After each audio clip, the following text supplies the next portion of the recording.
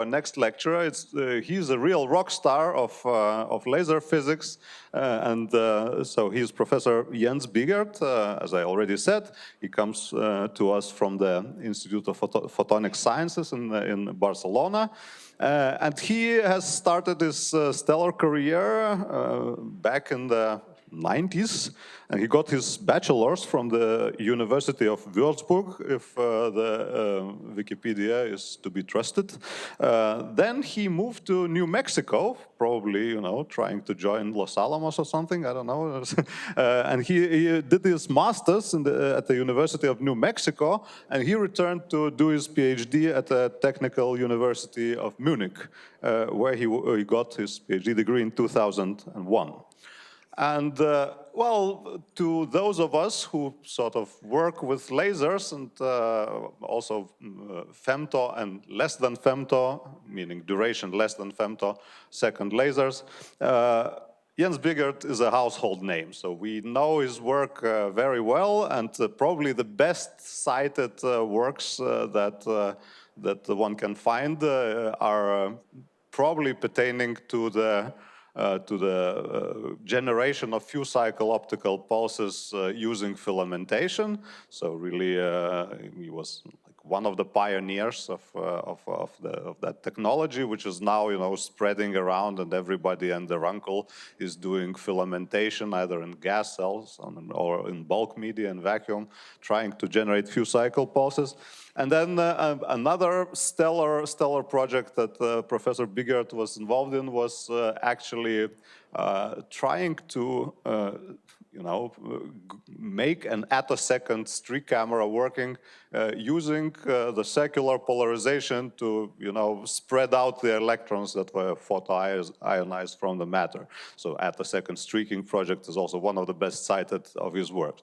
And if we look at his projects lately, at least the ones that he advertises on his own website, now the recent work that he does is mostly related to the stuff that in unfair dismissal of Professor Biegert's work was ignored by the Nobel Committee, and that is attosecond dynamics of various systems. And most interesting works are actually observing in real time the vibrational motions of molecules. So really, back when I was starting my career, you could simply try to match the frequency of your laser to that of a molecular vibration, and that sort of gave you some idea about how it moves.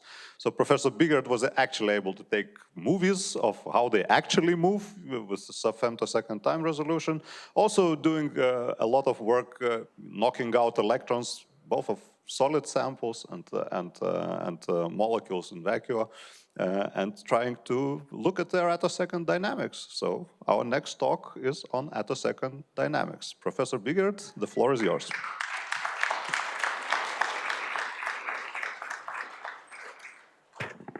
Thank you very much for the, you started to get me to cry, actually. So wonderful introduction. It's really a pleasure for me to be here, and I foremost like to thank the organizers, the student organizers, also Erika specifically, who was babysitting me, picking me up, and so on, for the great opportunity to come here. I hope you know you live in a wonderful place and in one of the powerhouses for optics that still exist and do exist and are doing great things. So it's a personal pleasure to be here. And okay, what does this mean, attosecond quantum dynamics? I'm trying to tell you a little bit about the excitement that I find. I don't know, can you hear feedback or is this okay? A bit about the excitement of not just attosecond. I mean, attosecond means a time duration, right?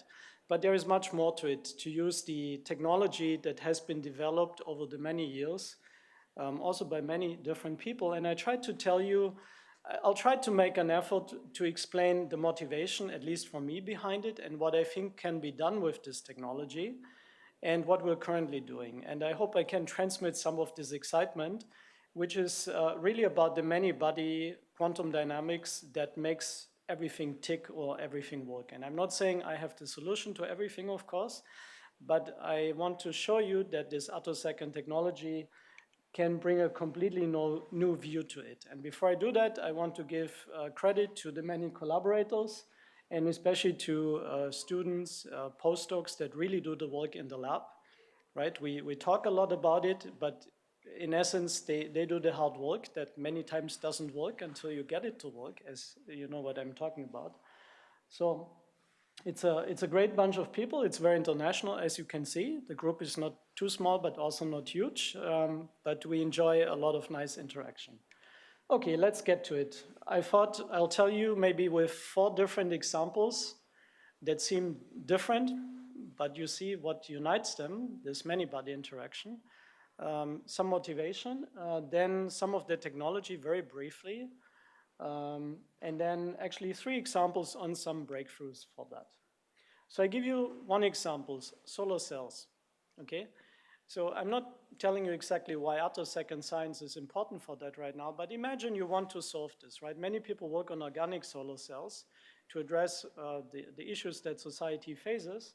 And what are the issues? The issues are that we do not know why they're not that efficient, for example, 15, 17% give or take. So you can ask yourself, what is it? Is it the absorption of the light that generates an electron-hole pair? It's a Frankel exciton because of the dielectric constant, it's correlated. Then does this charge not separate efficiently and gets transported to the electrodes where you can store the charge in your battery? So it's a transport issue, scattering, right? Where is the energy lost? Is it both? Of course, it's not just one or the other probably. What is the issue with it is that with the different technologies that we have to look at it, for example, photoemission, you might see electronic band structures or charges, but you might not have information about the coupling to the lattice and losses of that, or scattering, for example. Or you don't have the time resolution, or you don't have the energy resolution, or you want to look at the lattice or at the molecular distances with Raman spectroscopy, then you need typically different fluences. So the problem is how to piece the information together. Okay? I give you another example, chemical synthesis. About 20% of the global energy budget is used for this. This is stuff that you wear, that we use all the time, pharmaceuticals, and of course chemical industry is wonderfully successfully in doing that. But what you essentially do is trial and error on a very sophisticated way. And then you can change, you can add catalysts, you can change temperature, pressure, different, it's complicated, don't get me wrong, I'm not trying to say it's simple. But for example, even in polymerization, how does this work, right? You take carbon rings, you need to open that ring, you need to dock them onto each other to make plastics. And if you imagine 20% of the global energy budget is a lot, considering that we should save energy. So if you can just lower the activation barriers by maybe 1% or 2%, this would have a huge impact financially, but also environmentally. And of course, this goes into these long-standing dreams of making molecular movies or trying to understand how this works. I give you another one, which we're currently addressing, actually, or trying to address, electronic transport. So all your phones, internet devices, right, they get warm. Why do they get warm? This is loss, basically, right? You have charges that you want to move ballistically over some junctions. Charges scatter. There is decoherence also, if you will, quantum mechanically. That means coupling to the lattice vibration, that's heat. And currently, we're using about 12, 13% of the global energy budget for that, which is supposed to increase to 30% at the end of this decade, despite ruining the environment, global warming, other issues, right? So this is certainly also a big problem that we face. And then, of course, we have serendipity. Maybe you have heard about this twistronics. This is where people put layers of graphene together to actually find new properties by engineering the electronic structure of that, mimicking something like superconductivity. And of course, this is fundamental science, right? You want to understand it and potentially engineer devices to address some of these issues. And what I'm trying to tell you in the next slide is that attosecond technology will not be the savior for all of this, or the savior, but can bring a powerful new view into that. And that's what I'm trying to hopefully transmit to you. And I'm happy if you disagree, but let's discuss it. So just a few slides why things are coupled. Look, typically when you hear people even in attosecond science talk, and I try to be provocative with my statement here on purpose, is they say, well, attoseconds are nice for electrons because electrons are fast. Yes, but mostly not, in my opinion. Mostly what you use is the fact that you have a time-energy coherence. And with that, you can probe things. And what do I mean with this? All the examples I gave you before live from the fact that you have many-body interaction. You have coupling between carriers, electrons, holes, or excitons with the lattice. And nearly all the time when something interesting happens, radiation protection of DNA, non-sequential effects, superconductivity, phase transitions, it's when things are strongly coupled. When you cannot make the distinction to say, oh, electrons are fast, nuclei are 2,000 times heavier, they are slow, so we can separate these things. Actually, exactly, this is when things cannot be separated. And this is where attosecond science can make a difference. So this is an example. On the left, you see a scanning electron microscope image of some lattice, in this case, some hexagonal material. They are currently in fashion. And for example, here it's interesting to look at electron transport, right? Addressing the thing on the bottom left that I showed you. It's pretty obvious. I showed you in this cartoon picture the movement of a classical electron, if you will, that moves from left to right. And of course, if you shake the lattice, if there is heat, right, or other mechanisms, you change the potential, you change things, you change the scattering and the coupling in the simplest possible way.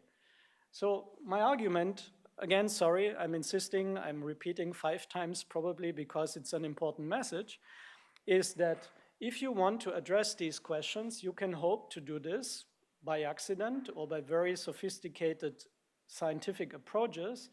But ideally, you would really want to have a toolbox where you can take this microscopic quantum interaction and you can engineer something with specific properties. I'm not saying we know how to do it, but you need at least first the tools to understand the interactions before you can start building this.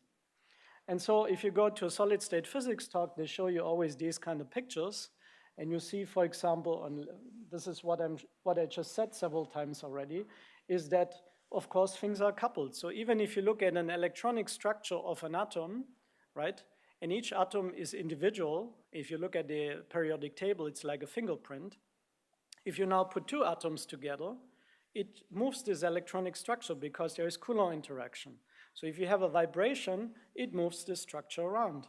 So of course, that means if I now have tools that can look at this electronic structure or in a sophisticated way, then I can deduce the information together.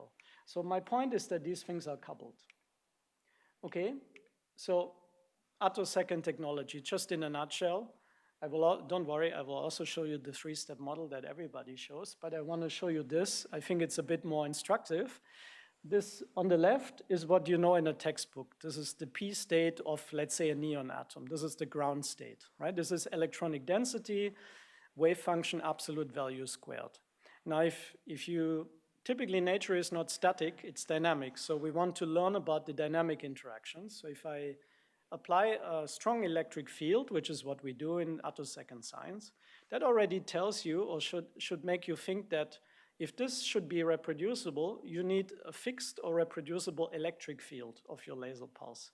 So not just a 10 or 20 or 30 femtosecond pulse, you want the electric field to be reproducible. That's tough, but not impossible. Then you can start playing these games. That's why you see the Nobel Prize thing up there. It wasn't for the current one. Okay, it also recognized this, but of course also the one for frequency combs, which is exactly that area, right, or CPA. So there were 3 Nobel Prizes that were recognized for ingredients that make actually attosecond science possible. 2005 frequency combs, 2018 CPA, and now basically attosecond physics. So if I apply a strong field, you see here on the second from the left, this is when you have field ionization. You basically tunnel ionize or you ionize the atom, and electronic charge or your classical electron gets kicked out to the top in your picture. The electric field oscillates, so after half a cycle it can actually return and bring this electron back, right? It's Coulomb interaction, electric fields move charges, and it can interact and it interferes, and you see the fact of the interference are these fringes. So you can already ask, these fringes, they have a certain resolution, maybe I can use it for imaging, right? And of course, if this recombines and emits, then it emits light, and that's what gives attosecond pulses. But most of the time, in fact, it doesn't recombine, it just scatters. So here is the three-step model that you have seen probably enough. And then the numbers that are important here is basically the ponderomotive energy that tells you how much you accelerate or move or interact with these charges. And that goes with the intensity of the laser and the wavelength squared. And what especially in my group we have been doing is playing on the wavelength knob because it has a bigger scaling. And here, this is just the number, the photon, the maximum photon energy is 3.2 times UP, but the scattering gives you much higher kinetic energy electrons. I'm not going to talk about that, but we have used that also to image molecular structure directly. And why is it challenging? I said it already, because if you want to play these games, you need full control over the electric field of a laser pulse. And these things don't happen very likely. So you need high rep rate or high energy or high intensity for this to happen. And of course, that's a challenge for laser development. Okay, just about the scaling. The numbers in black is the wavelengths. If you do this with a TISAF laser, you see you can get de Broglie wavelengths of 1 angstrom, certain sizes. You see kinetic energies of these electrons and the current. Never mind the numbers, just look at the red ones compared to the black ones. So if I go to 3 micron to the mid-IR, I can decrease the de Broglie wavelengths. So for example, the distance between 2 atoms in a molecule is roughly 1.5 angstrom. So if you have a small enough de Broglie wavelengths, you can do this, you can use this for electron imaging, for example. And we have done this, and it works actually quite well. So many people in the field have shown these different aspects. Why is it nice? Because you can really play on the fundamental quantum dynamics of particles or of solids. And of course, it's mostly coherent, highly coherent source. And I think what hasn't been recognized enough is the fact that you can use this coherence to probe systems, not just the pulse duration, the coherence of it. So we have used this, okay, maybe second last advertisement for you, to make short pulses in the mid-IR.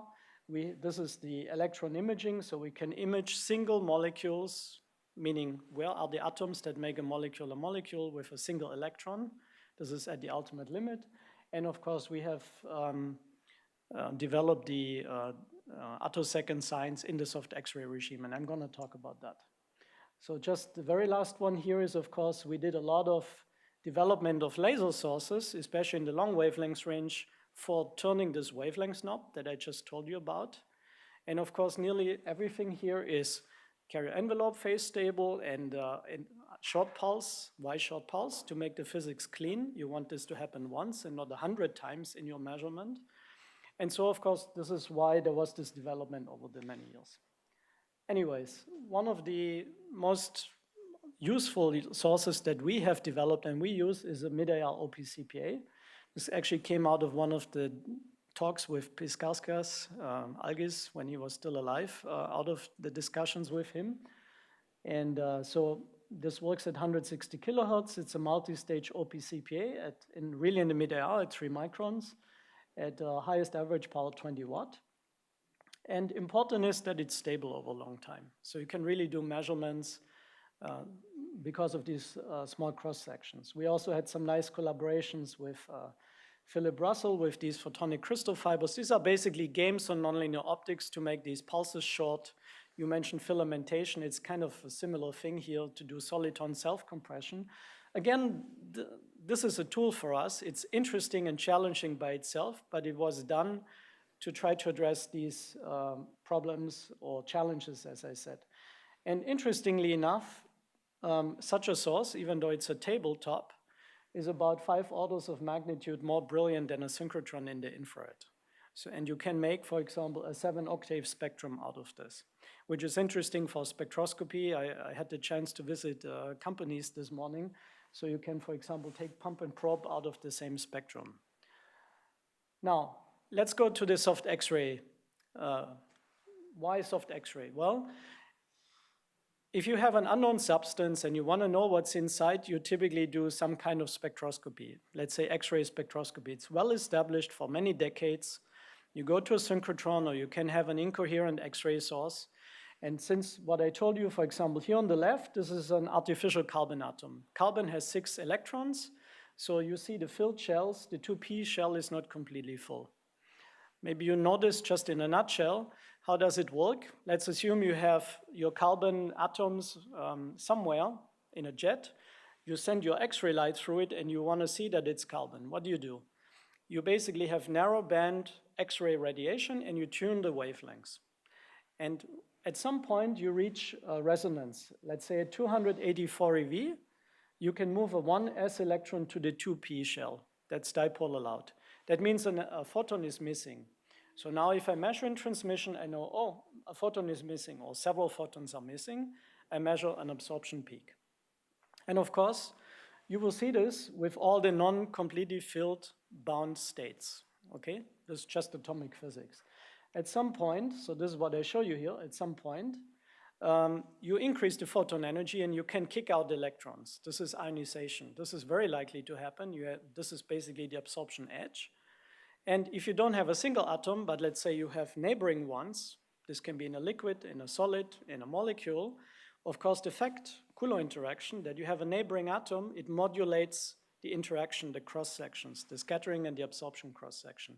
And you see this as oscillations there in blue. And X-ray scientists know very well to read this. What we're bringing in with attosecond science is that we don't have to tune in a knob and in 2 hours scan this wavelength range. Each attosecond pulse covers that bandwidth at once. So yes, speed, but it's also a coherent spectrum. It's not incoherent. So if you have these modulations, you will see them more strongly because these are because of the Coulomb interaction between the different carriers that the atoms have. So what information, so it's called X-ray absorption, near edge structure, extended X-ray absorption, fine structure, never mind. They give you information about all these things that are interesting for chemistry, for solid state physics, for analysis, for metallurgy, you name it, okay? So what we have tried to develop is a technique using this tabletop attosecond generation or XUV generation and shifting it to a wavelength range where you can access these core level electrons, these 1s electrons. Why is it important? Because don't forget, we use X-rays, that's light. We use photons to learn about electrons. So we need to make sure that the fact that we measure photons is meaningful to say something about electrons. If you can't say this either through theory or some unambiguous measurement, well, you're in trouble. So if you use, for example, the 2s to measure the 2p, you could do that as well, but the energy difference is not to scale, right? So you're measuring the 2p and the 2s are too close to each other. They're maybe just a few eV away, whereas the 1s is about 280 eV away. So it's shielded, it's far away. This is why you want to take a core level electron. This is why you see X-ray spectroscopy being done at a keV, at several hundred eV, at 10 keV, and not at 5 eV, 10 eV, or 20 eV. However, it's technologically difficult with tabletop attosecond technology to go to several hundred eV. This is why typically people use 20 or 30 eV, but then you have this problem. And I'm not saying it's impossible, but there's a reason why X-ray spectroscopy is not done at 20 eV, okay?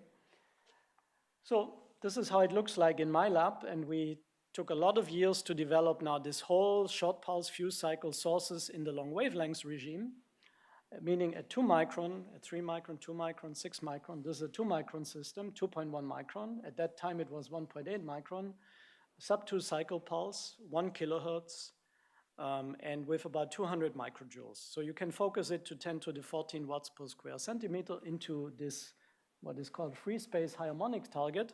And it looks simple, but actually it took us 2 years to develop this because the trouble is phase matching. So you want to confine a gas where you generate these attosecond pulses, where you do high harmonic generation, and you want to confine it at high number density, meaning high pressure, but over very short distance. Because on one hand, you generate the radiation, on the other hand, you reabsorb it. So if this would be centimeters long, then you would have a problem. There are other details regarding phase matching. Anyways, we showed, actually this was interesting, just quickly. We did this in neon and succeeded. And then actually there was the war in Ukraine, not the current one, but there was the thing with Crimea. And actually I didn't know this. If you buy neon, this is a byproduct of uranium mining. And so a bottle of neon that lasted 6 hours went from 1,800 euros to 24,000. So that just killed that research. So it took us 2 years. We said, okay, let's go to helium. Helium, you see on the top left, we need to phase match at 10 to 12 bar. So it's technologically a little crazy to have 12 bar of helium going in a vacuum chamber where it should be actually good vacuum. So the size of this nozzle and the holes is actually very important. It's not just the hole size, okay? If you do it, you can make such spectra. You see there, it's basically a supercontinuum. This is hugely broad. This is exactly what I said in the slide before you. We don't have to tune this. On top of it, we didn't advertise it much. We should have. We're not getting a lot of credit for it, but actually it's also the shortest attosecond pass, 23 attoseconds. Why didn't we advertise it so much? Because there are lots of details on how you measure this. And anyways, even if it's 300 attoseconds, it's short enough to do most measurements, would be my argument. Okay, the source is stable. We measured also the brilliance because we had discussion with synchrotron people and they always ask you about these numbers. And so this source on a tabletop is actually brighter than the brightest synchrotron slicing source. Of course, they can go to higher keV, which we cannot, but in the soft X-ray regime, actually this already wins. And what can you do now? You can look, for example, remember I told you at the beginning these transport questions, right? Solar cells or transport. Look, this is HBN or titanium disulfide. These are some materials that are interesting for some material science and device physics. Now we can measure these absorption edges. You see in yellow, pi star, sigma star, these are basically these electronic levels.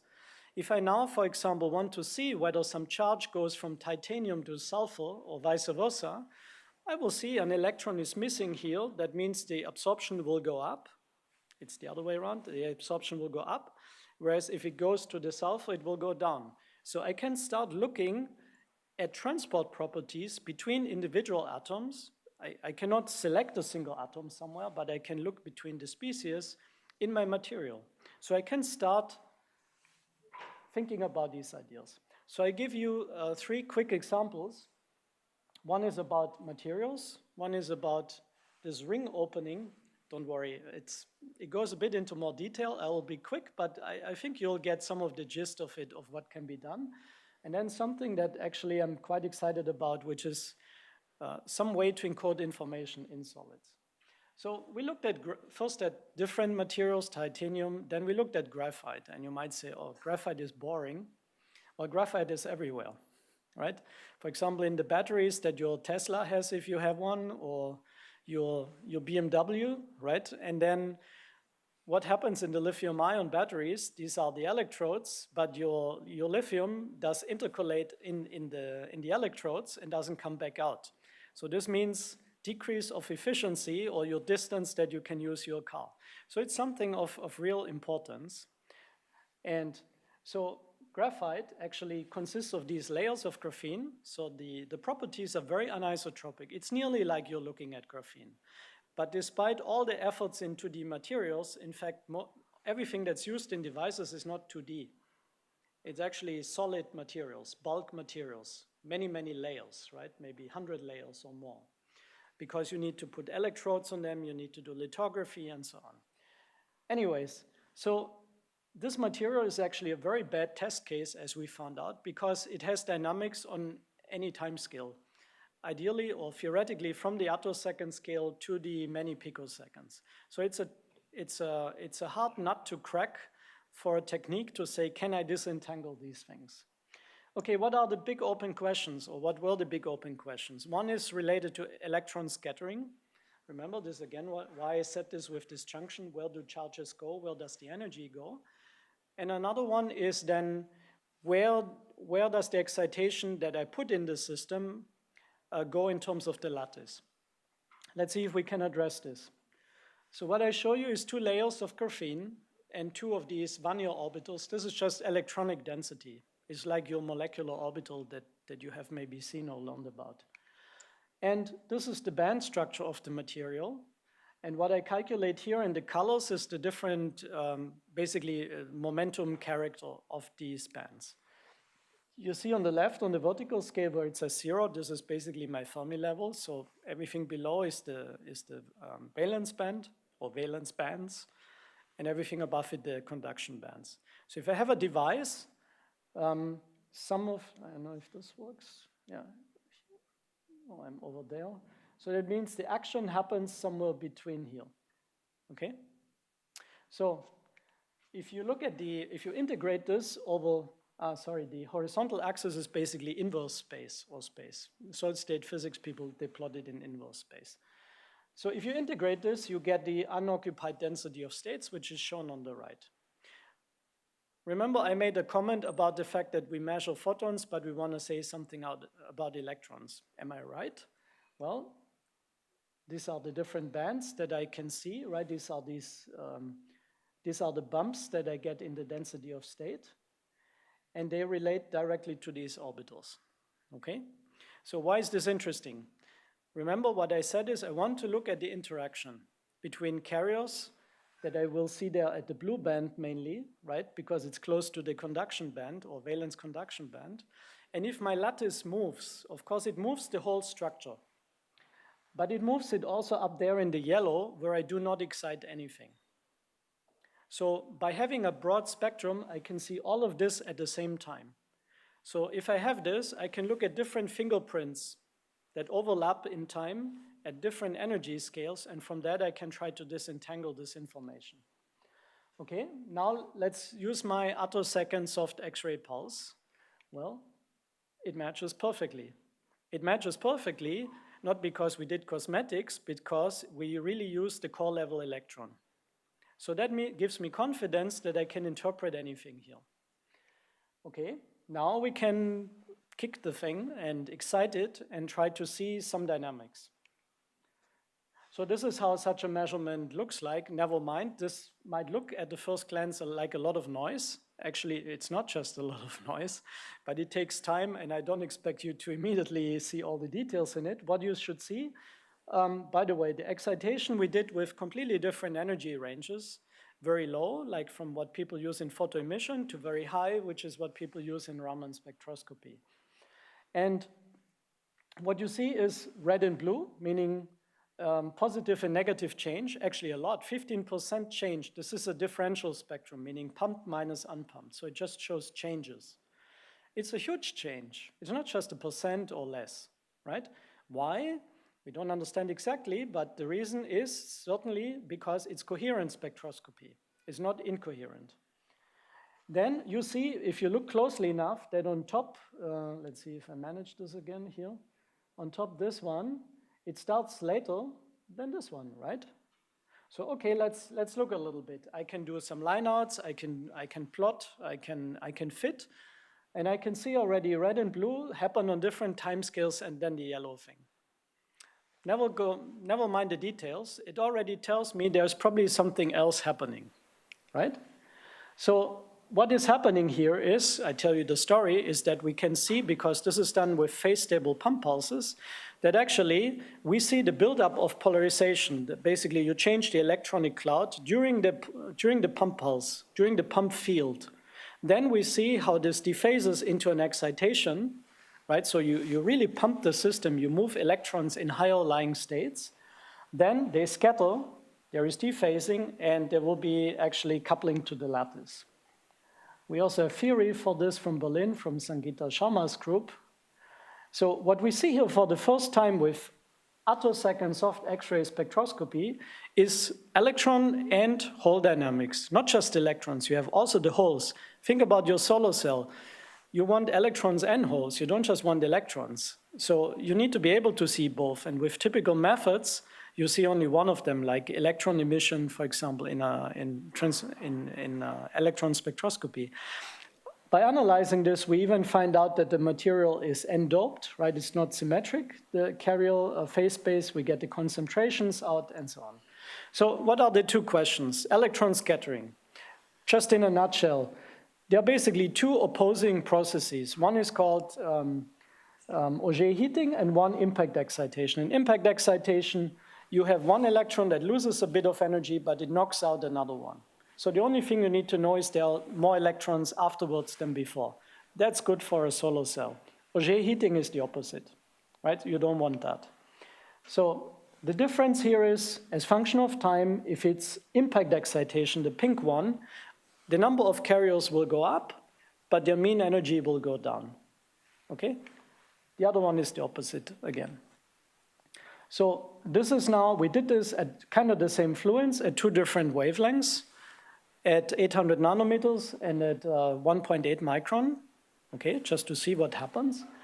And you see, of course, that you excite the material. This is this incoherent background. These are the solid lines. And why oscillations? Because these are the oscillation of the pump field itself. So we can resolve this. This is polarization, what you read in a textbook about, right?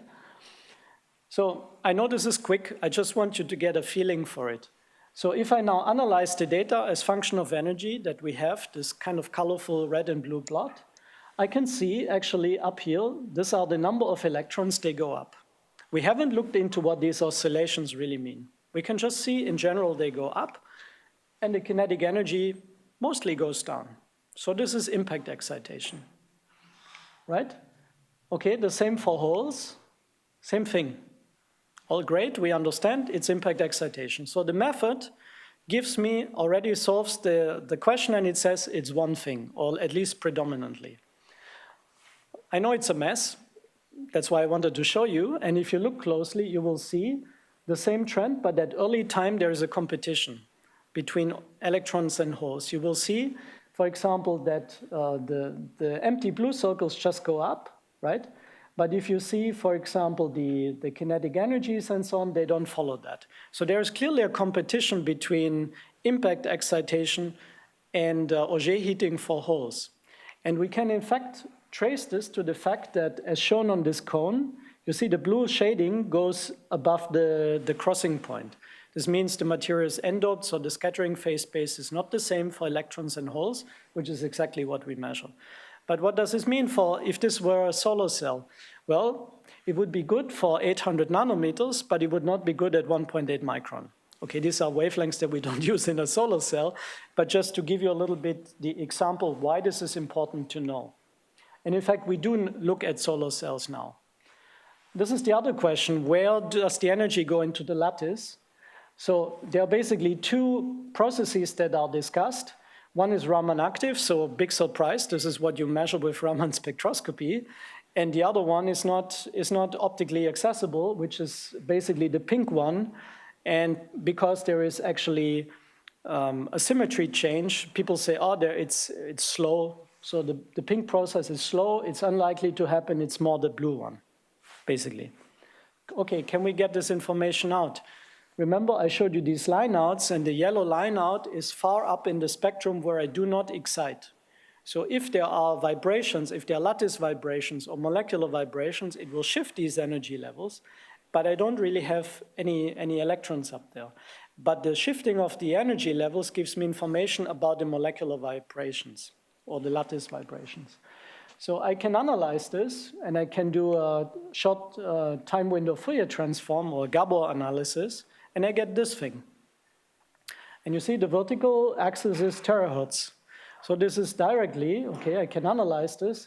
These are the two, they are called strongly coupled optical phonons.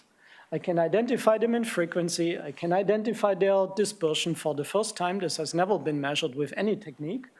And never mind the complicated thing. This is just if you're an expert in this or is something related to your field. This is the phonon dispersion band structures. So this allows us in energy to identify these different vibrations, how they look like. And it fits very well, actually, even with the simulations for the realistic case here. So what do we find? We find, in fact, that both phonons are active, and they are active at surprisingly early times. Right? It's not after picosecond or hundreds of femtoseconds, right? It's fast. So you cannot say this we can look at with hundreds of femtoseconds later. It's exactly the case I made to you that when things are coupled, this is when things get interesting, right? And that's exactly the difficult thing, to disentangle. And yes, with theory, we need theory also. There's nothing wrong with it, but we can do a lot of the interpretation without theory. We find actually that the pink one takes 90% of the energy away for our conditions. Very quickly, you don't need to now understand chemistry or something, but just to show you that we can do a similar thing in chemistry. Remember I told you about polymerization and this ring opening to make plastics right? So this is Foran, this is basically the fruit fly of chemistry also, right? It's a good example, and there are many papers where people look at how this ring opens. So when you put energy in it, it might wobble, there might be excitation and the energy goes into vibrations, or the ring might break up. And of course, there are many papers that showed you, yes, the ring is open, right? It's like the car arrived somewhere, but how did it get there, right? That's the important thing here, if you want to change this process. So this is an energy diagram like what I showed you, just here potential energy surfaces. And there are many potential energy surfaces, and just notice the black arrows. So we can identify in the spectrum, actually, where this goes. The problem here is that many of these transitions are dark. What does it mean, dark? It means optically not accessible. So if you use spectroscopy, you just don't see them. But the problem is, you're basically blind for a long time. So you can't see what happens in between, right? With the X-ray spectroscopy, we're not blind. We can see this. You see a similar spectrum. Again, if you look a little harder and you do data analysis, I mean, already you might believe me that there are some oscillations and there are some shifts here, okay? So you can analyze these things actually in a very sophisticated way. Even in very simple ways, you can just do Fourier transforms and find spectra or how the energy shift as function of time. And for example, this squished one is just a static spectrum. This is an absorption spectrum of that molecule as you would measure it at a synchrotron or at our beamline. You can identify these different states that are here in pink and in yellow. Never mind, I don't want to get into that. I just want to highlight some of the concepts for you. Now, if I analyze my spectrum on the left at a certain time range, let's pick -10 to 10 femtoseconds, I can see immediately below, okay, look up there, the absorption edge, where am I here, is 285 eV, right? 285 is here. So below that edge, if I have pumped it, there is a peak appearing, okay? The one here in red and yellow. Why do I show two peaks? Because where does it come from? Is that the atoms called C1 and C2, they are not the same because they're bound closer or farther from the oxygen. So that means their energy levels are shifted, right, with respect to each other. Their shift is very little, so I can't really resolve them. If I had more money and a bigger spectrometer, I could probably, doesn't matter. So I overlap them here in yellow and in red. But there are two absorption features, okay? And it's called a singular occupied molecular orbital. Why? Because I pump the system, I make a hole in the core level, and that's what I see. Okay, now I can analyze this as time and so on. I don't want to bore you with this. This is like what I showed you with the phonons. So these oscillations I can analyze. You see always these time frequency plots that I show you is a bit like a frog measurement in optics. You can analyze it, and what you see there is an oscillation at 63, that's the top blue kind of area, that actually then at around 80 femtoseconds shifts down to 46 terahertz, and then basically ends. What does it mean? Well, what it means, look at this diagram, it's actually super beautiful. You have to believe me or read the paper, which is actually coming out in a week, but it really is from that origin. If I excite an electron up here, let's say on the red state, we can make a good argument why we only excite the pi star state. This electronic wave packet, it's really quantum mechanics, now moves to what is called the conical intersection. The conical intersection is where you basically split one, where basically two potential energy surfaces split. So that means if the wave packet goes through this conical intersection, it will split in two, but it's phase coherent, the two parts. That means there is interference, there's called quantum beats. And that's actually the frequency at 63 terahertz that we see. Now, there is a second one. You see, I try again here if I don't fail. Here, right? So this is from here. Now I see a second one here. That's the one at 36 terahertz. And also, after 46 terahertz, you see, let's see if I can manage, you see the slope going down here. Why is there a slope? Because the pink curve, right, the energy distance very rapidly increases. So there is a chirp on the quantum beat. So for the first time, we can see with this technique, yes, maybe in the future we have better resolution, but we can see all the features you would expect if quantum mechanics happens like that. And you can get it out of the attosecond science. And in fact, it fits very well also with theory. Why did I show you this? Remember, this was when we excite the system, you have these two non-equivalent electrons. Now, why is X-ray spectroscopy great? Because if you break open the ring, it's a huge symmetry change. All the four atoms, all the four carbon atoms are not identical. They have a different distance from the oxygen, right? And so they're energetically shifted. And you see there's L4 peaks directly, no theory needed, okay? So this is like a sledgehammer, right? You will see immediately when the ring is open. And of course, we can look at all these time history in between. I know I'm kind of nearly out of time, but I want to show you briefly this one, which seems totally disconnected. But where does this come from? This comes from the fact that we now have this insight into this many-body dynamics between electrons and carriers in solids and in molecules, so we can try to apply this. So valleytronics is basically, I show you here these band structures or the potentials shown for graphene, but there are many different materials that show that. Why is it interesting? Because if you have something like, if you want to encode information, this goes into this energy lossy information encoding or storage. People are dreaming of different ways to do that. In spins, that's already done, like on your hard disk, right? You can have spin up and 1 as 1 and 0, or the other way around. But you can also use these in the potential energy surface. You might have maxima and minima. Let's say in some materials you have 2, K and K prime point, like in graphene or in MOS2 and so on.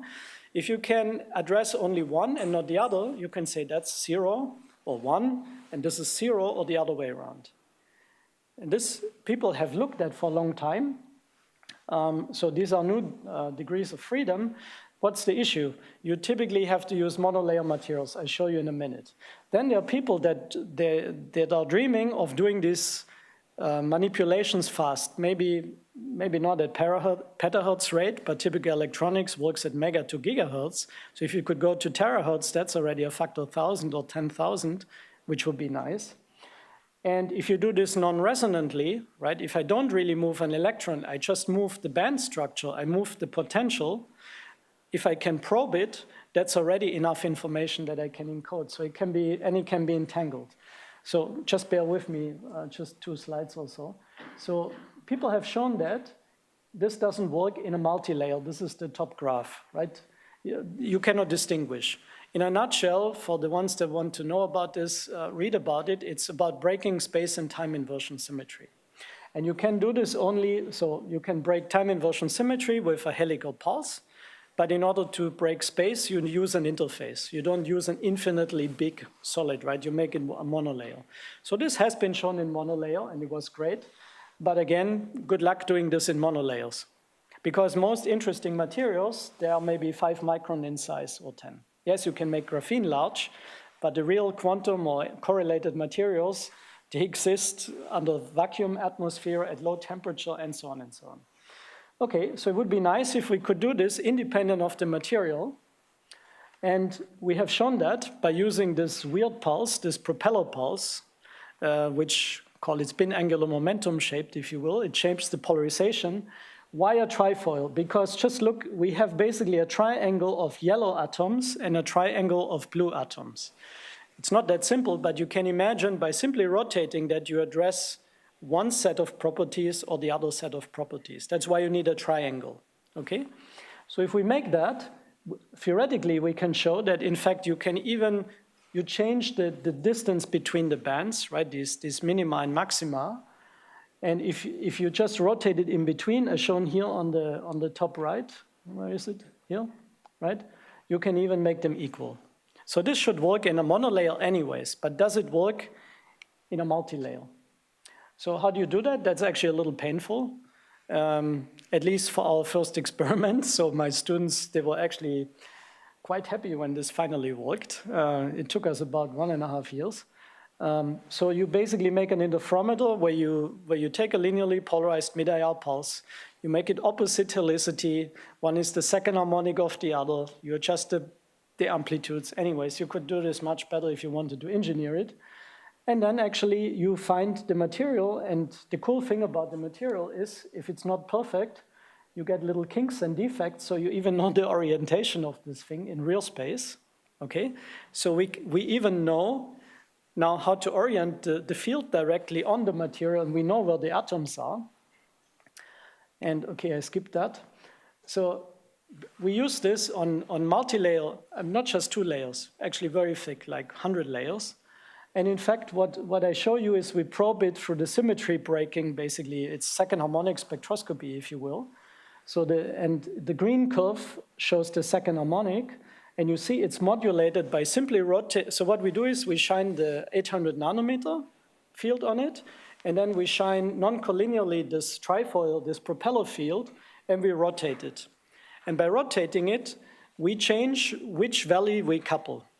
And we probe that through the second harmonic. And you see, first of all, there is a clear modulation.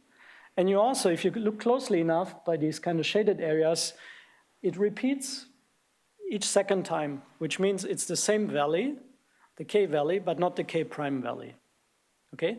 So it really shows the proof of principle that now, based on this many-body interaction, we can try to understand what happens in the solid, and we can engineer a field to actually use that to induce valley polarization without having a specific material.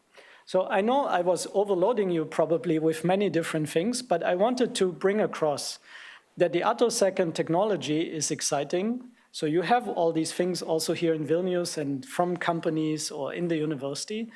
Why is it important? Because this technology of managing electric fields and short pulses allows you to now play on electrons and nuclei and understand really what are the key mechanisms that make things work. And it's not that you're only addressing this in fundamental science to one problem, because this is really the key behind what makes things work. Whether it's a solar cell or material or something, you have a completely new way to go at this. And it's not just about the short pulse, it's about the coherent bandwidth that comes with it and the control. And I think this is the real exciting thing. So I showed you some examples on the topological quantum control. This was the last thing. I showed you hopefully that there is a whole new exciting field evolving out of the attosecond business in terms of solid-state physics, in terms of photochemical dynamics. And actually, just as a last thing, what we're also finding out now is that these harmonics that we're seeing, or the fields that we're producing with the strong laser-matter interaction, seem to be entangled or non-classical. We don't understand exactly yet why, but it might be very interesting if this is really true, and to which degree we have to see, because it might be a totally different way to generate entanglement, not on 2, 3 photons, 14 photons is currently I think is the record for high entanglement, but to maybe make it on 10 to the 5 photons at once, which would be very interesting. Anyways, I thank you for listening, for your patience, and I hope you got a little bit of an idea of why I'm so excited about this field. Thank you very much. Thank you. So, fantastic, very stimulating, very interesting talk. Do we have any questions from the audience? Please raise your hands. You have this throwing thing, okay. Are you scared because of this or because I overloaded you? Yeah, they are scared. Well, I'm not scared of anyone, so I'll ask. I hope I have a zillion questions, but I will start so everybody warms up. But wait, don't be shy. Or if you disagree or if something's not clear, please ask.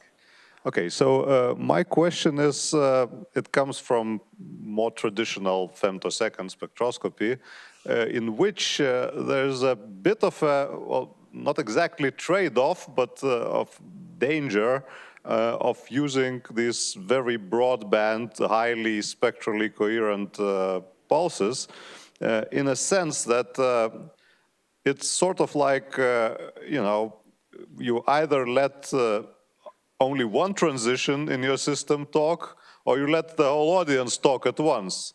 So could you sort of comment on how this, you know, works out with the measurements that you've been doing? Because there was a bit of a controversy, let's say, for this last Nobel Prize, where Krauss's group, at least by the account of Lund group, was using too short. Still recording, right?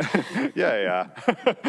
Too short a pulse. They had a shake-up, and you know they mixed the state of a couple of states present in these atoms, and so they had a bit of a problem, let's say, distinguishing different contributions. So could you comment on what your attosecond work? Yeah. So it's a very good point, right? In spectroscopy, there is always the issue if you have a short pulse that you cannot resolve in energy exactly which states you're populating or which transitions are active. I agree. The trick here, and that's something that also took us a bit of time to understand, is that we're not violating this, but how we do the measurement, we decouple the time that we get in the pump-probe delay from the energy that we get on the spectral dispersion. So basically, on each pump-probe delay, we have the full spectral dispersion over this whole, let's say, 300 eV, or we can zoom in. So that's the X-ray spectroscopy I'm talking about. So the time resolution doesn't interfere with the energy resolution of the spectral dispersion, so to speak.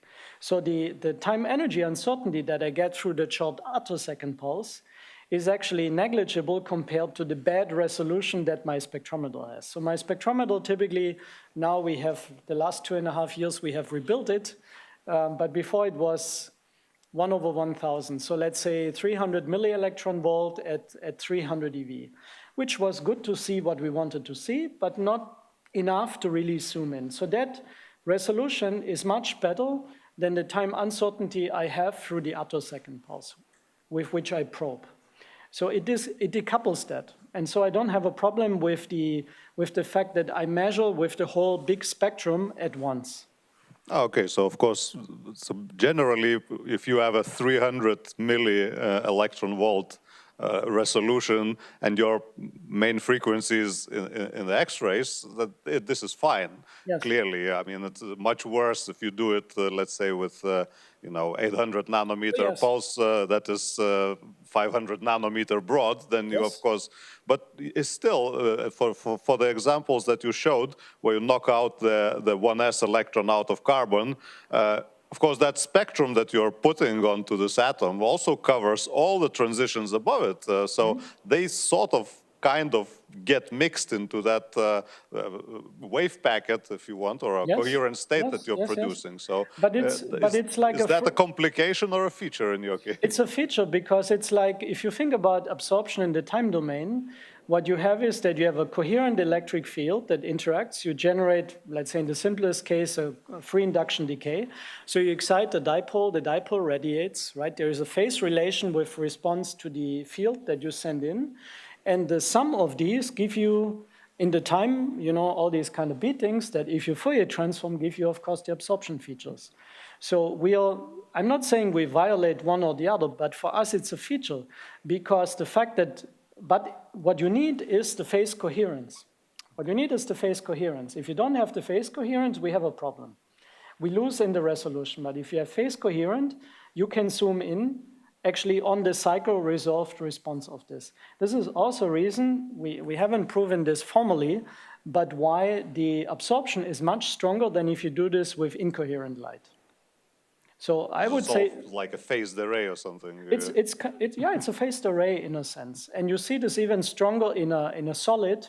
Of course, what we're currently doing is measurements where we cool down the solid, so we freeze lattice motion, and you should actually see that the absorption increases further.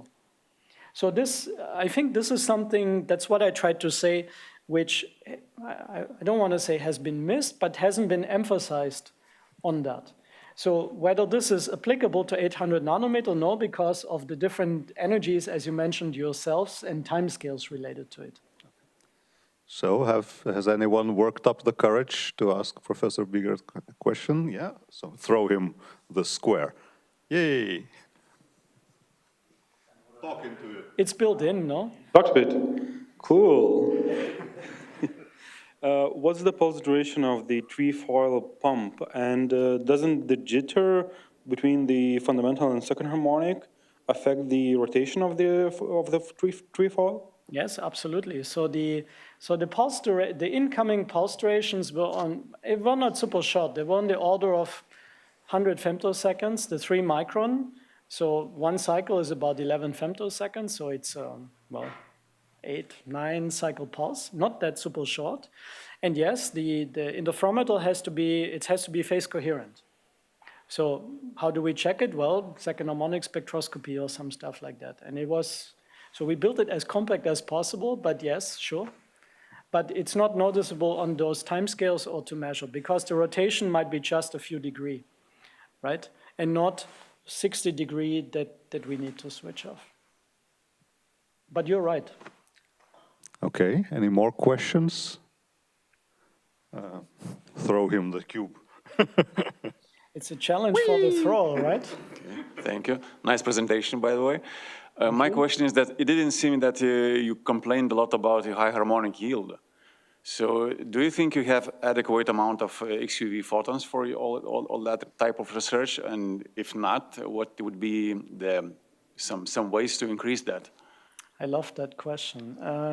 So I guess you can always have more photons. But if you think about it, I would say not some. Okay, many more people are doing experiments with, let's say, high harmonics, let's say attosecond pulses. But mostly what I think where we are, how to start that? So for example, the experiments are not tailored to the detection, or the detection currently, how do you detect this? You have a spectrometer, you have a grating, which typically had 2% efficiency, very bad. You throw everything away after the experiment. And then you have a CCD camera from the typical vendors. And then you can ask yourself, my laser works at 1 kilohertz or at 100 kilohertz. I integrate on my detector. I said this to some of the people. So you should ask yourself, is it better for my signal to noise? It's basically readout versus shot noise. So the point is, depending on your detector, should I integrate longer? Or is it better if I have more photons and I measure with one shot? This depends on your detection. And so if you look at the detectors, we're doing very badly, in my opinion. Of course, we don't have the money that synchrotrons or FELs have, where they spend $1 million on a CCD that can read it out quickly. But there are many things that exist that we don't have access to. So if you look at the current detectors, I believe that there are two things. One of them is that the experiments are not tailored to the detection. What you typically tend to do is you say, okay, my experiment takes 6 hours. What can I do? I get a bigger laser, or I get a higher rep rate laser. Why would I need a femtosecond laser if the experiment takes 6 hours? Yeah, exactly. And so you go, good, it's great for the companies, right? But the point is then, we were fixing our laser. We have an order of magnitude more flux now, great. However, we just got a new grating, which has now 25% throughput instead of 2. This is better than any laser upgrade. Sorry for the companies. But the point is, okay, why I'm wobbling a little around with the answer is because there are things that are improving because of the technology, like the X-ray optics. I think this is a big change.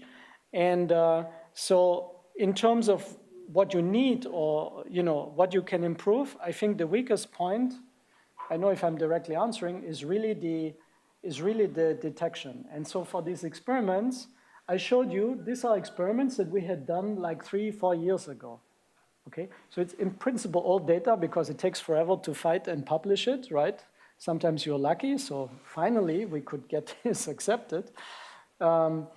but you see already what we could interpret, and you are the judge whether you believe it and what the confidence is. Now imagine you have basically 1 to 2 orders of magnitude better signal to noise and an order of magnitude higher spectral resolution. So this is what we have now on the table. Okay? So what I'm trying to tell you is this is actually very promising. Because if this is already, I mean, we can now already address the answer, give the answer to the ring opening. For the first time, we can see the total time energy history. We can do the same on the solids. This has never been done before. And I'm not just saying this because, yes, my group, it's because I really... Well, it's awesome, don't worry, we know. No, it's great, I know that, but the point is, it's really the attosecond stuff is complicated and expensive. Why would you go through that trouble if you can do it differently? You have to provide something that nothing else can provide to you. And I tried to show you, and I believe in this is something that no other technique has shown. It doesn't mean this is better, but it provides completely different new insight. Now already with the flux that we had, with the old TISAF laser at 1 kilohertz that we had and so on.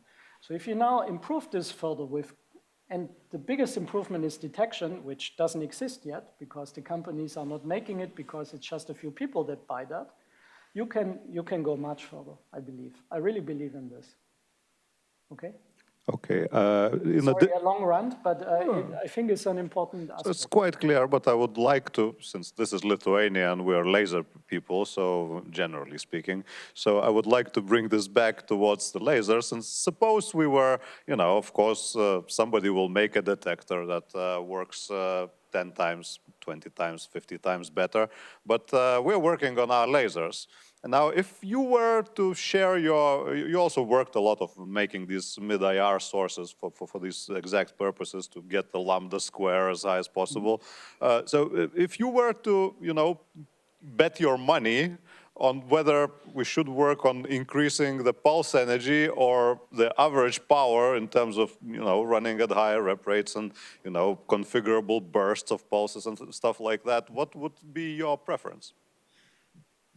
Yeah, so one advantage of what we have shown in the development on lasers is that you can shrink down things. The first experiment for us is a big lab with a lot of stuff that you have to get exactly like until there, that you have to get working. And one thing that is important for other people to use that is, of course, to shrink it down so it doesn't cost so much and that it's more usable. And I think there has been a big shift, for example, that you have little lasers that can provide the parameters to start doing this. So for example, I believe that if you want to, for example, go to molecular science, like in my field now, many people are buying 100 kilohertz lasers because I think the idea is higher rep rate, faster data taking. If you want to go to solids, which most of the devices we are using are based on solids, you cannot go to high rep rate. Because, for example, you need to pump a system. And if you pump it, you have cumulative heating, you have cumulative effects. Because if you go at high rep rate, things don't decay that quickly, right? And in pump probe experiments, you assume every single time it's the same condition. And you repeat it 1 billion times or something like that. So if it's not the same condition, there's a problem. So that means, and if you go to more interesting correlated materials, or God forbid superconductors, you have to go down to rep rates of 20 hertz or so. The excitation fluence, sorry, I'm a bit expanding, but it's important, I think. The excitation fluence to see a physics effect is fixed by the material. So I have to provide it, but at the low enough rep rate that I don't get cumulative. If I go to 20 hertz, I don't need a 100 kilohertz laser, but I need the photon flux to measure it. So I would think that, that's why we are developing a 100 hertz laser, which is not fashionable anymore, but it provides more photon flux per shot to still get the signal to noise. And then if you think about the detectors again, you can read out a CCD easily at 100 hertz, but not at 100 kilohertz or 10 kilohertz. So I believe going in the unfashionable other direction is actually not bad for these kind of experiments. Laser people in the audience, take notice. Last chances to ask questions. Anyone? If not, we're pressed for time. Thank you, Professor Biegert, again for a wonderful talk. Thank you.